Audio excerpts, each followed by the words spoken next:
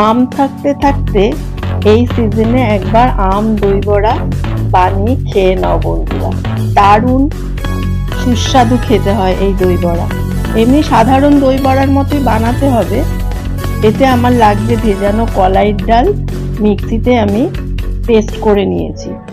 এবার এই কলাইয়ের ডালগুলোকে পছন্দ মতো শেপে ভেজে নিতে হবে। এগুলো ভেজে তুলে একটু জলের মধ্যে রেখে দিতে হবে।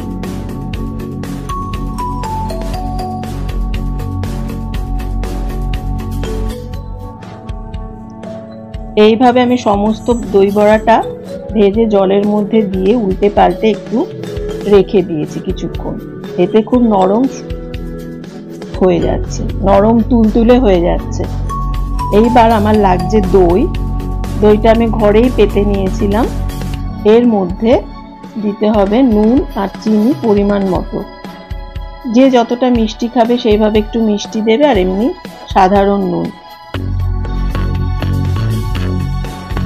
আর লাগবে ভাজা জিরে গুঁড়ো আর কিছুটা আম।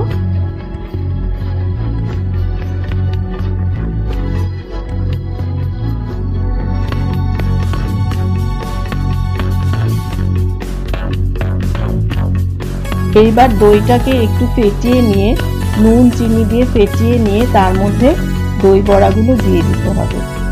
দিয়ে তার উপর দিয়ে আমগুলো ছড়িয়ে ভাজা জিরে ভাজা গুঁড়ো দিলেই তৈরি সুস্বাদু